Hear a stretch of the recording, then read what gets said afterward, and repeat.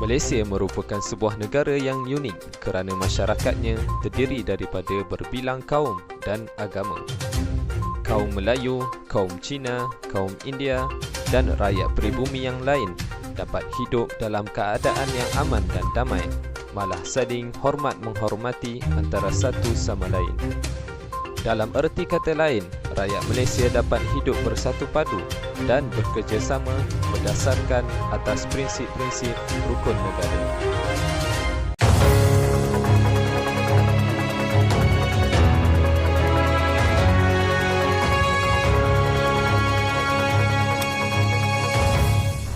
Assalamualaikum warahmatullahi taala wabarakatuh. Bertemu kita kembali dalam rancangan Bual Bicara Malaysia. Hari ini kita ada topik yang menarik, iaitu topik dasar wawasan negara. Bersama saya pada hari ini, saya bawakan tetamu khas, iaitu Datuk Shahlan, merupakan Timbalan Sektor Pendidikan, dan juga YB Azim, merupakan Wakil Rakyat bagi Daerah Ceras. Tanpa melengahkan masa lagi, di sini saya telah merangkakan beberapa soalan yang saya ingin ajukan kepada panel-panel jemputan kita pada hari ini. Okey, saya akan mulakan dengan pertanyaan yang pertama. Saya akan ajukan soalan pertama saya kepada YB Azim sendiri. Umum telah mengetahui bahawa dasar wawasan negara telah dikemukakan oleh pihak kerajaan setelah berakhirnya DPN pada penghujung tahun 2000. Soalan saya, apakah itu dasar wawasan negara berserta dengan tujuannya? Baik, silakan. Sebelum tu, saya ingin mengucapkan ribuan terima kasih kepada produser kerana menjemput saya pada program hari ini. Untuk menjawab persoalan yang ditanyakan oleh Encik Furqan tadi, apa itu dasar wawasan negara? Dasar wawasan negara ni ialah satu dasar yang diasaskan oleh Tun Dr. Mahathir Mohamad, yang mana kita tahu Tun Dr. Mahathir Mohamad ini dikenali sebagai bapa pemodenan. Dasar ini bermula apabila berakhirnya dasar pembangunan negara pada penghujung tahun 2000. Di samping itu, dasar wawasan negara ialah menggabungkan teras kritikal bagi dasar ekonomi baharu dan dasar pembangunan nasional, yang mana bagi mencapai objektif utama dalam menjadikan perpaduan nasional serta kepentingan-kepentingannya. Bagi persoalan mengenai tujuan dasar wawasan negara pula, antaranya yang pertama, membina bangsa yang progresif dan makmur. Walaupun Malaysia mempunyai pelbagai kaum, agama dan budaya, Malaysia hendaklah bersifat progresif dan makmur agar dapat hidup harmoni. Yang kedua, meningkatkan keutuhan dan daya saing. Hal ini membuatkan Malaysia satu negara yang memberi matlamat yang jelas dan menjadikan satu buah negara yang maju seperti Jepun dan sebagainya. Seterusnya, yang ketiga, memperkukuhkan pembangunan sumber manusia agar rakyat Malaysia dapat meneruskan pembangunan alam sekitar yang lebih baik untuk menjalani kehidupan seharian yang lebih sihat dan cerdas. Yang keempat, membangunkan ekonomi berasaskan pengetahuan. Yang mana kita tahu Malaysia sudah menubuhkan sebuah pusat pengajian untuk rakyatnya menambah ilmu pengetahuan. Dengan ini Malaysia dapat membangunkan ekonomi berasaskan ilmu pengetahuan yang mereka pelajari di pusat pengajian mereka. Yang kelima, mengekalkan pertumbuhan ekonomi yang tinggi. Malaysia juga dapat mengekalkan pertumbuhan ekonomi kerana mempunyai rakyat-rakyat yang berpengetahuan tinggi. Dengan ini dapat meningkatkan ekonomi negara Malaysia serta dapat menjadikan Malaysia sebuah negara yang maju. Jadi itu sajalah perkongsian saya pada hari ini. Saya harap jelas untuk kita semua dan para penonton di luar sana. Terima kasih kepada YB Azim atas penerangan beliau sebentar tadi. Okey, untuk penonton di rumah, kita ada panggilan daripada Dr. Madina. Beliau tidak dapat hadir ke studio pada hari ini. Hello, Assalamualaikum Dr. Madina. Waalaikumsalam warahmatullahi wabarakatuh. Pertanyaan saya kepada Dr. Madina, saya berminat dan ingin mengetahui dan saya yakin dan pasti penonton rumah juga sama dengan saya. Apakah kesan-kesan selepas dasar wawasan negara dikemukakan? Baik, Dr. Madina, silakan. Terima kasih kepada Encik Furqan. Seterusnya saya akan menerangkan tentang kesan dasar-dasar wawasan negara. Disebabkan kesetukan masa, saya hanya dapat menyarikan 6 isi sahaja. Antaranya, kesan yang paling jelas di sini ialah peningkatan taraf sosioekonomi. mereka yang kurang berada, khasnya kepada golongan bumi putera. Apakah itu sosioekonomi? Sosioekonomi ialah gabungan daripada aktiviti ekonomi dan kehidupan sosial masyarakat Malaysia. Untuk kesan yang kedua, golongan bumi putera yang berkurangan pada 30 tahun yang lalu memegang equity korporat yang lebih banyak. Ini memberikan kesan yang baik kepada negara Malaysia kerana kemiskinan dalam negara dapat dikurangkan. Lanjutan kepada kesan yang kedua, pegangan equity bumi putera korporat telah meningkat.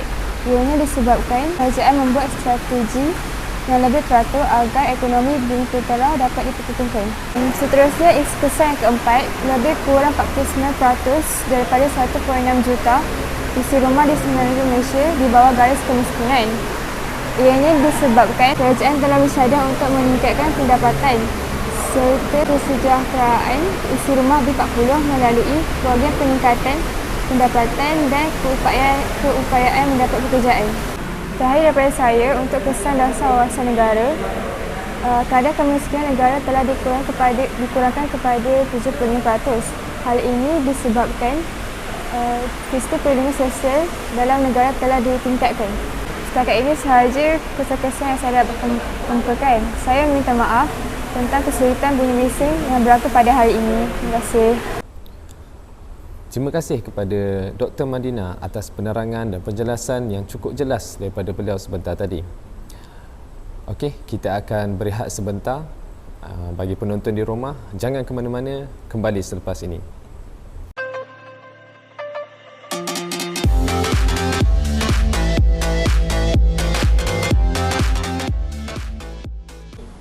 Hello guys, tahukah anda tentang kepentingan dasar wawasan negara? Yang pertama, negara mempunyai masyarakat yang berpengetahuan. Ini adalah satu langkah untuk meningkatkan nilai dalam sebuah ekonomi dan juga mengoptimumkan daya pemikiran bangsa. Kepentingan yang kedua, menjadikan sektor pertanian, pembuatan dan perkhidmatan yang lebih dinamik melalui penerapan pengetahuan yang lebih tinggi. Untuk pengetahuan korang, kepentingan yang ketiga ialah meningkatkan penyertaan bumi putera dalam sektor utama ekonomi untuk mencapai penyertaan bumi putera yang berkesan serta pemilikan ekuatik sekurang-kurangnya 30% menjelang 2010. Kepentingan yang terakhir dalam wawasan negara ialah mengorientasikan semula pembangunan sumber manusia untuk mengurangkan ketidakseimbangan dan membasmi kemiskinan di kalangan kelompok kecil miskin di kawasan tergelincir, terutama orang asli Sabah dan Sarawak, serta meningkatkan pendapatan dan kualiti hidup kumpulan pendapatan 30% terendah.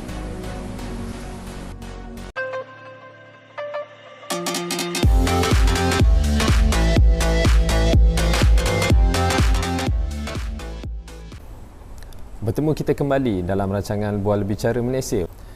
Untuk soalan yang seterusnya, saya akan bertanya kepada Datuk Shahlan sendiri. Baik Datuk, soalan saya, apakah langkah ataupun strategi-strategi yang Malaysia telah rangkakan pada ketika ini? Baik Datuk, silakan. Strategi-strategi yang Malaysia rangkakan, pada pendapat saya ada banyak sebenarnya. Pada hari ini, saya dapat kongsikan 5 sahaja. Antaranya ialah membasmi kemiskinan tanpa mengira bangsa. Kemiskinan adalah sebab utama yang menimbulkan ketidakpuashati di kalangan rakyat. Ianya bukan sahaja di luar bandar, malahan juga di bandar. Kerajaan juga telah menggalakkan penyertaan semua kaum dalam sektor-sektor yang berpotensi tinggi dan daya pengeluaran yang tinggi seperti perniagaan, perindustrian dan juga perkhidmatan. Strategi kedua iaitu susun semula masyarakat. Susun semula masyarakat adalah menjadi hasrat kerajaan supaya menjelang tahun 1990 pemilikan saham ekonomi dan melambangkan komposisi kepentingan di negara ini di mana penyertaan sebanyak 30% bagi bumi putera, 40% bagi bukan bumi putera dan selebihnya 30% terdiri daripada pelabur luar. Antara cara untuk menyusun semula masyarakat dengan meninggikan daya pengeluaran dan taraf kehidupan golongan miskin. Seterusnya, strategi ketiga ialah pembangunan yang seimbang. Jika melihat negara yang berada dalam kelompok negara maju, mereka bukan sahaja berjaya membawa pembangunan fizikal tetapi turut memiliki masyarakat yang berbudaya tinggi, berfikiran maju dan mengamalkan gaya hidup berkualiti. Okey, baik. Strategi keempat pula ialah memperbaiki infrastruktur atau kemudahan awam. Dengan memperbaiki kemudahan-kemudahan awam yang ada, selain itu menaik tarafkan sistem-sistem pengangkutan awam dengan melaksanakan dengan baik, menekankan perancangan bersepadu jangka panjang dan pelaksanaan projek-projek yang tersusun. Strategi terakhir, kita membuka banyak peluang pekerjaan.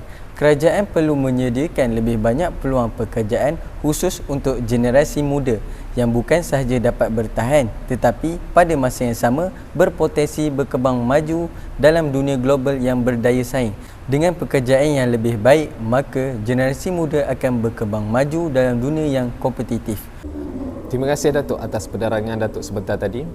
Baik, bagi penonton di rumah dan juga di studio, sebelum kita melabuhkan tirai bagi episod kita pada minggu ini, saya ada satu panggilan daripada Prof. Nurin Izzati.